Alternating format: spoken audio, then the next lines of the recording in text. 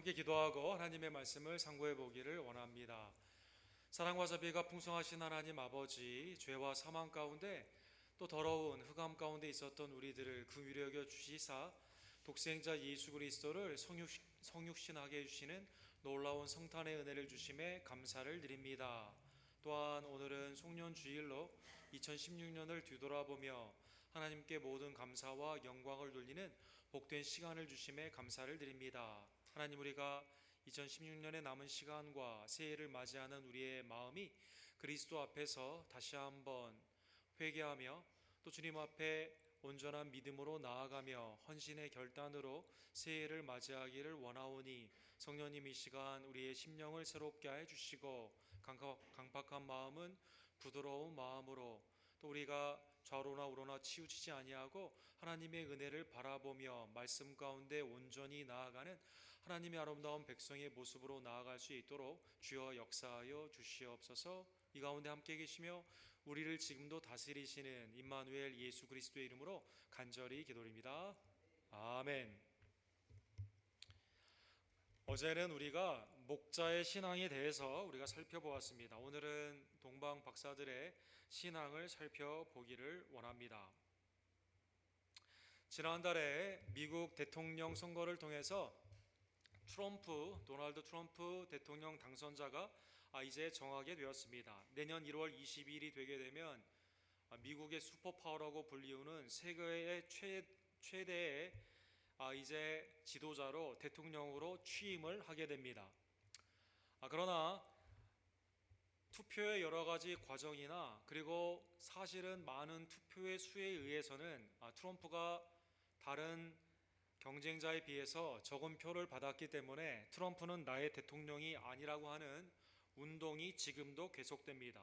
성탄절에 가족과 함께 아니면 예배를 드려야 되는 이 중요한 시기에도 뉴욕 트럼프 타워에 가게 되면 트럼프 당선자 앞에서 많은 사람들이 당신은 나의 대통령이 아닙니다라는 시위를 하고 있는 것입니다. 대통령으로서의 정통성을 의심하며 그리고 그가 대통령이 되게 되면 그의 어떠한 주권도 인정하지 않겠다고 하는 많은 사람들의 불만이 이렇게 나오고 있는 것입니다. 우리 고국 한국도 대통령의 탄핵의 이러한 시점 가운데 굉장히 혼란스러운 그러한 상황을 우리가 겪고 있습니다. 정당한 선거 그리고 온전한 과정을 겪었다 하더라도 국민의 뜻에 의해 여러 가지 혼돈스러운 것이 인간이 살고 있는 아무리 민주주의가 된다 하더라도 사람의 생각이 다른 그러한 모습들의 세상의 모습인 것입니다. 유대인들에게 있어 아브라함, 이삭, 야곱의 자손이라는 것은 그들에게 있어서 언제나 할례를 받았다는 의미 가운데 자부심이 대단했습니다.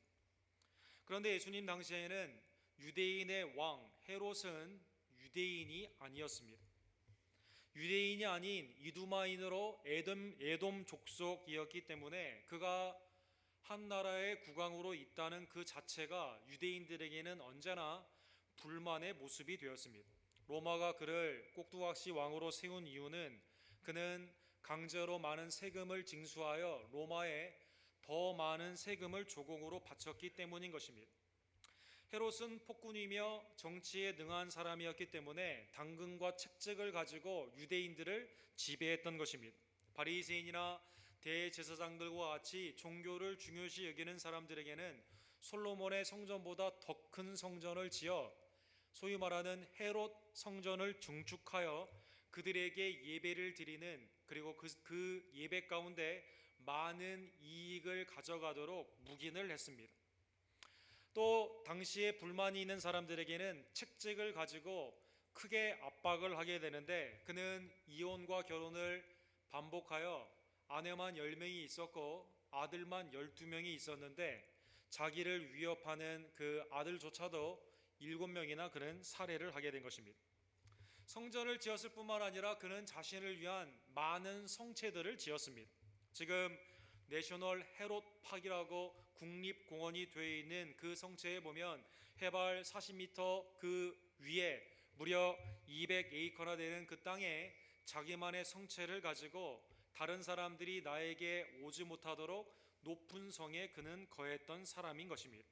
이러한 혈육적으로는 정통성이 없었고 사람들에게는 많은 미움이 있었으며 로마에게도 여전히 곡두가시에 불구했던 이 헤롯이 다스리는 그때 어느 날 동방 해가 떠오른다고 하는 페르시아 지역에 있는 새 예물을 가지고 온 그 박사들이 예루살렘에 오게 된 것입니다. 1절과 2절에 보면 그들은 예루살렘에 와서 헤롯에게 묻습니다. 유대인의 왕으로 나시니가 어디 있느냐라는 것입니다. 별을 쫓아온 그들이 예루살렘에 오게 되게 되었을 때 첫 번째로 생각한 것은 헤롯 가문 가운데 누가 태어났다라는 생각을 자연스럽게 그들은 하게 된 것입니다. 오늘 본문 3절에 보면 예루살렘과 헤롯이 난류를 만난 비행기가 흔들리듯 트리블레이션, 요동했다라고 나와 있습니다. 아니 자기의 자식이라 하더라도 왕으로 등극하기 위해서는 자기가 지도를 해야 되는, 그리고 자기에게 굴복을 해야 되는 이 왕에게 태어나지도 않은 왕이 태어났다고 하니까 마음 가운데 굉장히 두려움이 그가 생기게 된 것입니다. 동방에 있었던 이 박사들은 어떻게 예루살렘으로 오게 되었을까요? 오늘 본문에 보면 별을 보고 왔다라고 나와 있습니다. 별에도 테라토리, 하나의 지역이 있게 되는데 이 별은 유대인의 왕이라는 별로 그들이 인식하게 된 것입니다. 텍사스 A&M의 법대 교수인 릭 라슨이라는 분이 계십니다. 우리 텍사스 A&M은 교수 중에 통계해 보니까 90% 이상이 크리스천이라고 합니다. 이분이 세상의 법률뿐만 아니라 당시의 고대 문헌에 과연 이 별이 그 당시에 나타나는가 여러 문헌들을 고증을 통해서 연구를 하게 되는데요. 그리고 많은 사람의 증거, 그 다큐멘터리를 통해서 실제 그 별이 나타났음을 The Star of Bethlehem이라는 책을 통해서 출간을 하게 되고 많은 법리학자들이 실제 그 당시에 큰 별이 나타났음을 인정할 수밖에 없는 그러한 연구 논문들이 많이 나오고 있는 것입니다.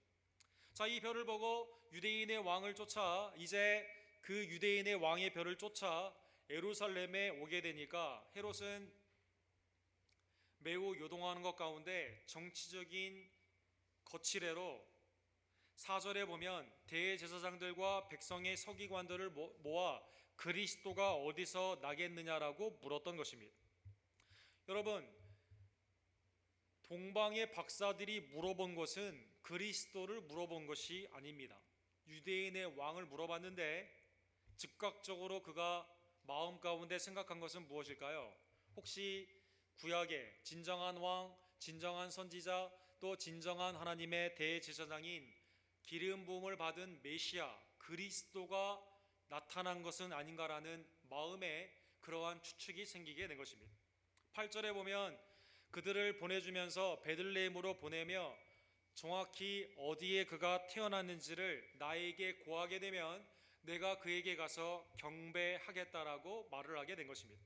겉으로는 종교인처럼, 겉으로는 하나님을 경배하는 것처럼 말을 했지만 그러나 그는 겉으로만 그럴 뿐 속으로 여호와 하나님을 예배하지도 않고 말씀을 소중히 여기는 사람이 아니었다는 것입니다. 대제사장과 서기관들은요, 미가서 5장 2절에 나와 있는 그 말씀을 찾아 베들레헴임을 알려주게 됩니다. 미가서 5장 2절에 보면 또 유다 땅 베들레헴아 너는 유대 고을 중에 가장 작지 아니하도다. 내게서 한 다스리는 자가 나와서 내 백성 이스라엘의 목자가 되리라 하였음이니라. 하나님이 이미 바벨론을 통해 멸망하고 있는 이스라엘을 향해 미가라는 선지자를 통해 하나님이 다스리는 자 그 왕 이스라엘의 목자를 곧 세우겠다라는 말씀을 하신 것입니다. 그런데 그것은 이미 다윗은 죽었지만 다윗의 고향인 즉 다윗의 후손인 이 메시아 한 목자를 통해 그곳에서 태어나게 된다는 것입니다.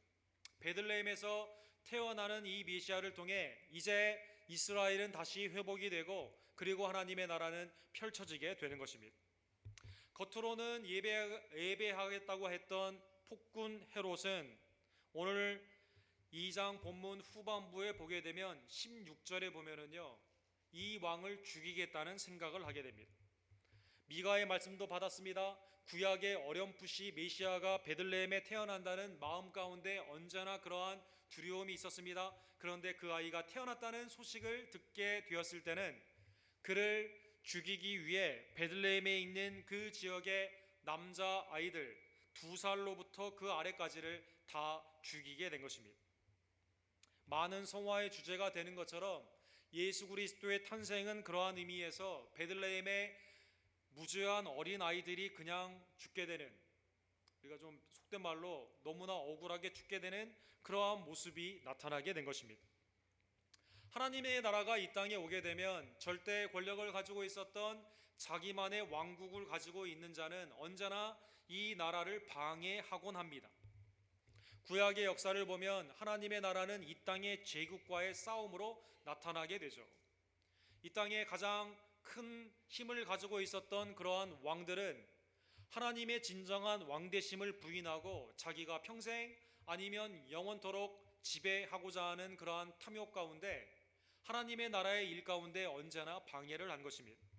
태양의 아들이라고 불리우는 바로 피라밋을 만들고 미라를 만들어 영생하기를 원했지만 여전히 수많은 사건과 사고 가운데 죽었던 이 바로는 애굽에 들어온 요셉의 자녀들이 많은 아기를 낳는 그러한 사건을 보면서 자기의 왕국의 위협을 느끼게 됩니다.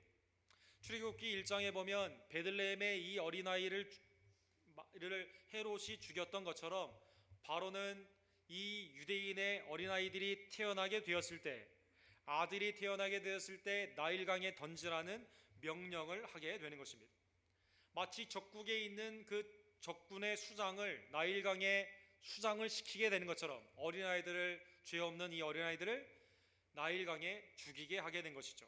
하나님의 보호하심으로 말미암아 물에서 건짐을 받는 모세로, 그러나 바로로부터 이스라엘은 해방이 되게 됩니다. 그리고 바로와 그의 군대는 심은 대로 거두는 공의 가운데 홍해에 빠져 죽게 되는 것입니다. 하나님의 나라는 언제나 이 땅에 있는 나라와 부딪히게 됩니다. 하나님의 나라는 우리의 심령 가운데 나와 부딪히게 되고, 또 사람들이 원하는, 하나님이 원하시지 않는 그러한 어젠다와 부딪히게 되었을 때는 언제나 충돌이 있게 된다는 것입니다. 베들레헴의 이 어린아이들의 죽음은 일찍이 창세기 35장에 보면 베들레헴으로 가는 그 중간에 라마에서 죽은 아들 베냐민을 낳다가 죽은 라헬의 애곡의 예언으로 그대로 성취가 되었습니다. 라헬은 요셉과 베냐민을 낳게 되죠. 그런데 오른쪽 지도에 보는 것처럼 빨간색으로 보이는 라마는 예루살렘의 위에 있고 베들레헴은 예루살렘의 아래에 있습니다. 그런데 이 지역이 예레미야 31장 15절에 보면 바벨론의 포로로 끌려가게 되면서 이스라엘 자녀들이 슬피 우는 그러한 장소가 되게 된 것입니다. 나라가 망하게 되며 자녀들이 끌려가게 되는 것처럼 오늘 본문에 이 헤롯 왕을 통해 어린아이들이 죽게 되고, 헤롯 이러한 정권으로 말미암아 예수 그리스도가 순환의 그러한 삶을 바라보게 되면서 일찍이 라헬, 하나님의 그 여종 라헬을 통해 하나님의 역사가 눈물의 역사가 되는 그 역사를 바라보게 하신 것입니다. 이에 선지자 예레미야를 통하여 말씀하신 바 라마에서 슬퍼하며 크게 통곡하는 소리가 들리니 라헬이 그 자식을 위하여 애곡하는 것이라.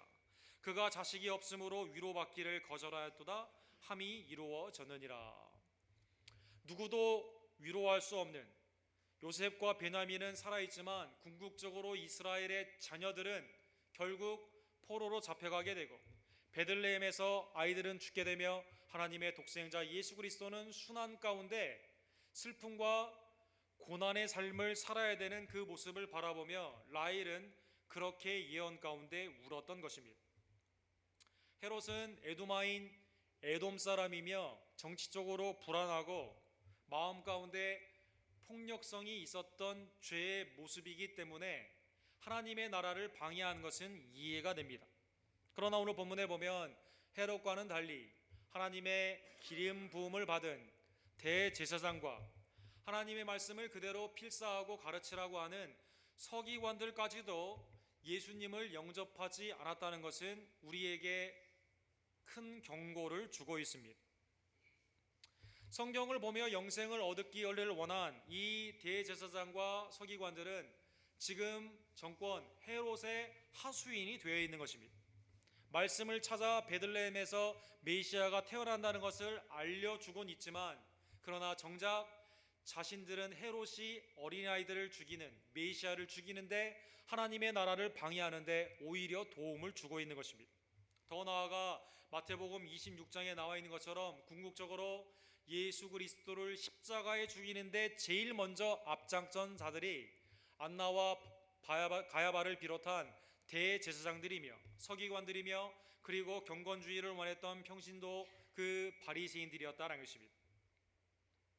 2년 전에 킬링 지저스라고 하는 그 다큐멘터리 영화가 내셔널 지오그래피를 통해서 방영이 되었습니다. 이것은 그 책을 기준으로 하고 있는데요. 여러분 빌 오라일리라는 분을 알고 있을 것입니다. 팍스뉴스의 가장 시청률이 높다는 그 사회자죠. 이분이 독실한 자기의 신앙 가운데, 이분도 법을 공부한 분인데 예수님을 누가 죽였는가 역사적인 해석 그리고 성경의 해석을 정리한 그러한 책이고, 여기에 기준으로 하여 만든 그러한 영화인 것입니다. 왜 서방 세계는 유대인들에게 대해서 이렇게 차별적인 의식을 갖고 있었을까?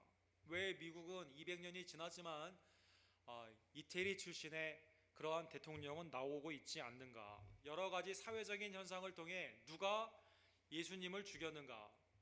유대인들이 대제사장과 무리들이 예수님을 죽이라고 하게 되죠. 사도신경에 우리가 고백하는 것처럼 본디오 빌라도 로마의 정권이 예수님을 죽이게 된 것입니다. 그것은 곧 오늘날의 이탈리아를 의미하게 되는 것입니다. 헤롯과 이 대제사장과 서기관은 그러나 어떠한 하나의 종족, 어떠한 하나의 정권만을 의미하는 것은 아닙니다. 사도행전 2장에 사도 베드로가 설교하게 된 것처럼 이방의 수많은 사람들이 오순절에 모여있게 되었을 때 예수님이 십자가의 현장에 있지 않았던 그 사람들을 향해 너희가 죽였다라고 설교에 말을 하게 된 것처럼, 우리도 예수님을 믿지 않았을 때는 하나님의 나라의 방해꾼이 됩니다. 예수님을 믿었다 하더라도 대제사장과 서기관들과 같이 하나님의 말씀 가운데 온전히 주님의 뜻을 행하지 아니하면 하나님의 방해를 하는 사탄의 도구로 우리가 어렴풋이 알고 있는 문화적 크리스천리티는, 기독교는 쉽게 세속 가운데 물들어 버리게 된다는 것입니다. 하나님의 역사는 정치적인 지도자들이나 종교적인 지도자들로 이루어지는 것이 아니다라는 것입니다. 여러분과 저도 회개하지 아니하면, 주님의 앞에 굴복하지 아니하면 언제든지 예수님을 죽이는, 주님의 몸된 교회를 죽이는 그러한 일 가운데 우리도 사용받을 수 있음을 경계하며 주님 앞에 깨어 있어야만 되는 것입니다. 그러나 오늘 본문에 보면 하나님의 나라는 이러한 세속의 압박 가운데서도, 외식적인 종교의 현학적인 모습 가운데서도 면면이 그 밑바닥에 흐르는 것을 알 수가 있습니다. 예상을 완전히 뒤엎는 페르시아의 동방의 이방의 이 박사들이 여기에 멈추지 않고 하나님의 말씀을 비롯하여 그리고 그 별을 쫓아 하나님의 뜻을 계속 순종하여 이 아이를 찾고 있다는 것입니다. 9절과 10절에 보면 왕의 말을 듣고 갈새, 무슨 말을 들었어요? 미가서 5장 2절에 있는 것처럼 베들레헴에서 태어난다는 그 말을 듣고 찾아가게 된 것입니다. 또 어디에서 멈추게 됩니까? 하나님의 섭리 가운데 큰 별이 인도하는, 유대인의 왕의 인도함을 받는 그 별이 멈추는 그 집에 그들이 보게 되게 된 것입니다. 그 별을 보고 그들이 그곳으로 가게 된 것입니다. 하나님의 이방의 이 동방 박사들을 인도하시는 모습은 오늘날 이방인들, 믿지 않는 불신자들을 어떻게 인도하시는 것인지를 우리에게 알려주고 있습니다. 동방에서 예루살렘으로 부르십니다. 예루살렘에서 베들레헴으로 부르십니다. 베들레헴 중에서도 그리스도께로 인도하여 주신다라는 것입니다. 하나의 기독교 문화라고 할까요? 교회의 문화권으로 우리를 부르십니다. 그 가운데서 주님의 보좌의 근처로 부르십니다. 그리고 독생자 예수 그리스도를 만나게 하여 주신다는 것입니다. 이 예수 그리스도를 만난 그들은요, 헤롯이나 대제사장이나 서기관과는 완전히 다른 반응을 보이게 됩니다. 집에 들어가 아기와 그의 어머니 마리아가 함께 있는 것을 보고 엎드려 아기께 경배하고, 엎드려 경배를 하는데 막 태어난 이 아기께 경배를 하는 것입니다. 유대인의 왕, 그리고 그리스도 메시아라고 들었던 이 아이에게 그들이 먼 길로 가지고 왔던 황금, 유향, 모략의 그 예물을 드리게 되는 것입니다. 오늘 본문에 보면 두 단어가 눈에 띄는 단어가 있습니다. 그것은 보배합을 열었다는 것입니다. 소중한 것을 열었다는 것입니다. 그리고 그것은 주님 앞에 드리는 헌금의 예배인 예물이었다는 것입니다. 왕의 존귀성을 나타내며 가장 중요한 존귀한 보석이 되는 황금을 드렸습니다. 제사 가운데 하나님께 올려드리는 제사장에게 기름을 붓는 관유에 해당하는 프랭킨센스라고 하는 유향을 드렸습니다. 시체의 냄새가 나지 않도록 시체에 뿌리는 모략을 그들에게, 그 예수에게 드리게 되게 된 것입니다. 왕 대심, 우리의 속죄주 대심, 그리고 우리를 위해 대신 죽게 되시는 대속의 놀라운 하나님의 섭리와 그 지혜 가운데 이 아기 예수께 이 귀한 것을 그들이 드리게 된 것입니다. 그들이 이 예물을 드린 사건은 그들이 정확히 알았는지는 잘 모르겠지만 구약에 있는 태어나는 메시아를 향해, 하나님의 나라를 향해 이방의 왕들이 보배를 들고 오는 구약의 성취의 모습으로 나타나고 있습니다. 이스라엘이 생각하지도 않았던 문화의 경계, 언어의 경계, 그리고 혈육의 경계를 넘어가서 이사야 60장 5절에 보면 바다의 부가 하나님의 나라 가운데 이방 나라들이 재물을 가지고 오게 됩니다. 시편 72편에 보면 다시스, 스바, 시바와 같은 열대 강국에 있는 그러한 나라들이 보물을 가지고 하나님의 나라에 섬기며 부복하며 예물로 가지고 온다라는 것입니다. 하나님의 이 놀라운 구원의 구약의 성취가 이 이방의 백성들, 오히려 혈육들은 부정을 하고 오히려 직분자들은 당시에 예수 그리스도를 죽이기 위해 앞장서는 그 가운데 구속의 하나님의 나라가 예상치 못한 인간의 그러한 예상을 뛰어넘는 하나님의 구속의 사역으로 나타나게 된 것입니다. 사랑하는 성도 여러분, 동방 박사들이 도대체 이 예수님에 대해서 얼마나 알고 있었을까요? 앞으로 그가 행하게 되는 공생애를 통한 기적을 아직 보지 못했습니다. 그가 회당에서 가르치는 말씀을 아직 듣지 못했습니다. 십자가의 현장에 있지도 않았습니다. 부활의 모습을 보지도 않았습니다. 그런데 그들은 예수 그리스도를 주권주로, 왕으로, 그리스도로 예배하고 있다는 것입니다. 믿음은 어디에서 나오게 될까요? 이방인이었던 그들이 별을 쫓아 미가의 말씀을 한번 들었을 뿐이고 예수 그리스도를 왕으로 인정하며 아기께 경배를 드리는 그 믿음은 어디에서 나왔을까요?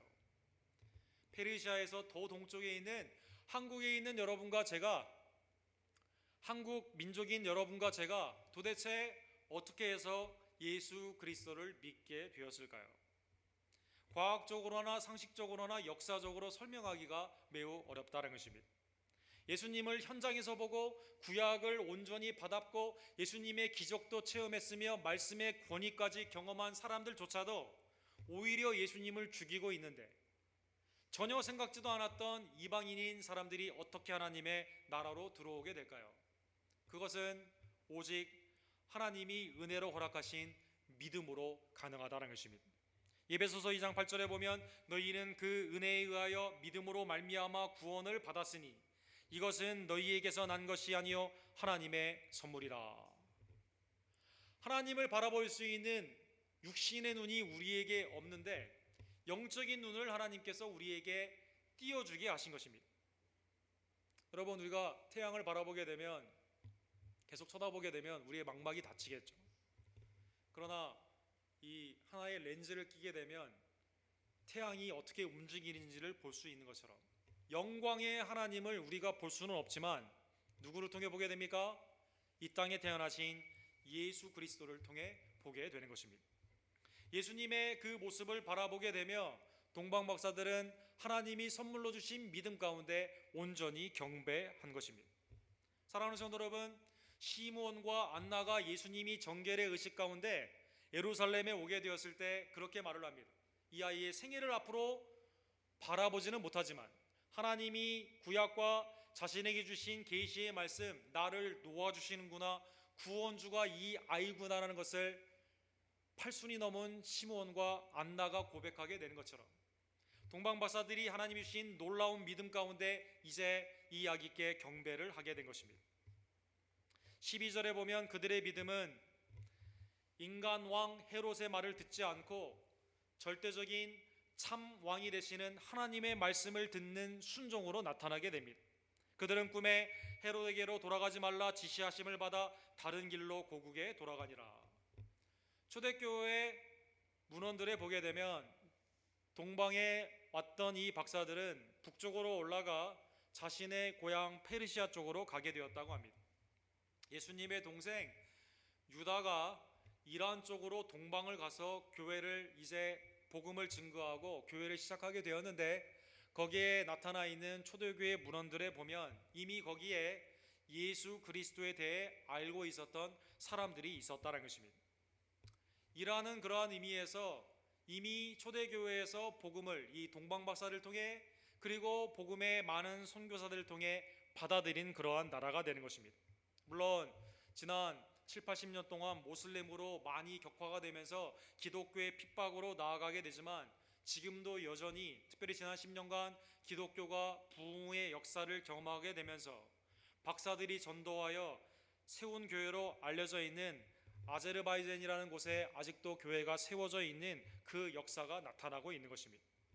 하나님의 놀라운 계시 그리고 말씀의 특별한 계시 그리고 하나님의 현현하시는 아기 예수를 바라보게 되었을 때 그들이 헤롯 왕이 아닌 하나님의 말씀을 순종하며 하나님의 복음의 말씀을 증거하는 것 가운데 예수 그리스도를 영접하는 회심의 역사가 동방의 그 지역에 일어나게 되었다는 것입니다.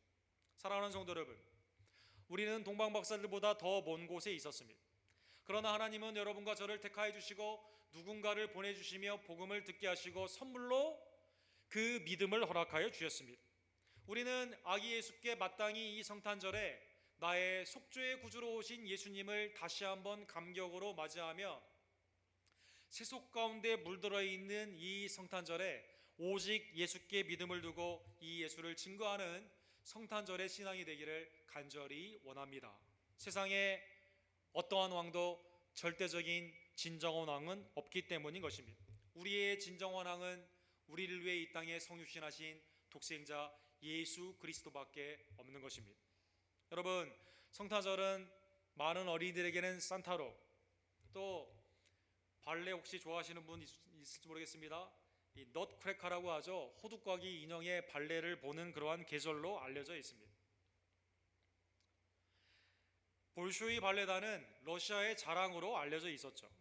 코즈로프라고 하는 이 발레를 하는 그분은 30년 동안이나 여기에 몸을 담았던 러시아가 자랑을 하고 있었던 무용수였습니다. 항상 서방의 초청을 받아 특별히 성탄의 절기 가운데 호두과기 인형, 아이들이 잠을 자고 있다가 이 호두과기 인형이 움직이게 되면서 그 대화를 하는 그 내용이 이제 그런 거 아닙니까? 이걸 그 발레로 표현을 하면서 이게 성탄절에 이렇게 서방의 성탄절에 이게 주제가 되는구나라고 생각을 했다는 것입니다. 1982년에 그가 러시아를 탈출하여 미국에 귀의하게 됩니다. 그리고 복음을 받아들이며 예수님을 영접하게 됩니다. 그리고 그때 그가 간증을 한 걸 보면 다음과 같이 간증을 합니다. 넛크래커가 성경에 나온 줄 알았는데 성경과는 전혀 관계가 없는 것이었다는 것을 깨닫게 되었다는 것입니다. 크리스마스는 예수님이 주인공이라는 것을 그가 그때야 비로소 깨닫게 되었다는 것입니다. 사랑하는 성도 여러분, 우리의 주위에 우리의 많은 사람들은 아직도 성탄절의 그 의미와 목적을 모르는 사람들이 수없이 많이 있습니다. 아마 우리도 그것을 잊고 살 때가 있을지 모르겠습니다. 성탄절은 하나님의 택한 백성을 향해 그 죄의 사함을 위해서 독생자 예수 그리스도가 이 땅에 오신 구원의 하이라이트의 모습입니다. 여러분과 제가 이 아기 예수께 목자들처럼 동방 박사들처럼 우리의 보배함을 열어 주님 앞에 온전히 헌신하는 참 경배의 모습이 나타나기를 간절히 원합니다. 그리고 우리의 주위에 아직도 성탄의 그 기쁨의 진정한 기쁨을 모르는 자에게 나타나신, 우리에게 성육신하신, 이 땅에 탄생하신 구원주 예수 그리스도를 증거하는 성탄절이 되기를 간절히 원합니다. 계시록 5장에 보면 예수님은 믿는 자뿐만 아니라 믿지 않는 자, 예수님은 심지어 만물의 피조물들이 다 영광 받기에, 찬양 받기에 합당하신 하나님이시기 때문인 것입니다. 내가 또 들으니 하늘 위에와 땅 위에와 땅 아래와 바다 위에와 또 그 가운데 모든 피조물이 이르되 보좌에 앉으신 이와 어린 양에게 찬송과 존귀와 영광과 권능을 세세토록 돌릴지어다.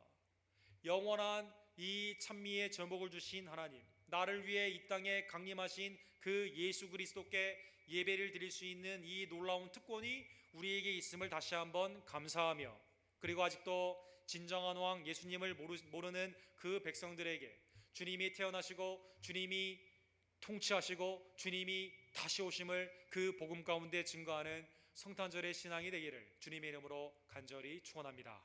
기도하겠습니다. 사랑의 하나님 아버지, 감사합니다. 오늘 동방 박사들의 믿음을 다시 한번 살펴보게 하심에 진심으로 감사를 드립니다. 하나님, 우리가 하나님을 알지 못했을 때는 헤롯처럼 주님의 몸된 교회, 또 복음의 사역 가운데 협력하지 못하고 방해 가운데 나아갈 때가 얼마나 많이 있던지요. 대제사장과 바리새인과 서기관들처럼 하나님의 말씀을 안다 하지만 그러나 진정으로 주의 말씀에 순복하지 않았을 때가 얼마나 많이 있던지요. 하나님, 그러나 동방 박사들의 그 신앙의 그 믿음을 통해 면면이 흐르는 하나님의 구속의 역사를 바라보게 하심에 감사를 드립니다. 지금도 주님의 재림이 다가오고 있는 이때, 주님의 구속의 역사는 지금도 펼쳐지고 있는 이때 주님의 그 놀라운 사역에 기쁨과 감사함으로 동참하는 하나님의 백성들이 될 수 있도록 역사하여 주시옵소서. 태어난 그 아기가 나를 위해 오셨음을 기억하며 나의 절대적인 참 왕임을 다시 한번 깨닫고 그의 말씀에 순종하며 그의 아름다운 은혜를 온전히 기뻐하며 이 복음을 증거하는 성탄절의 아름다운 신앙으로 사랑하는 우리 언덕교회 모든 성도님들을 주님 이 시간 축복하여 주시옵소서. 예수 그리스도의 이름으로 간절히 기도드립니다. 아멘.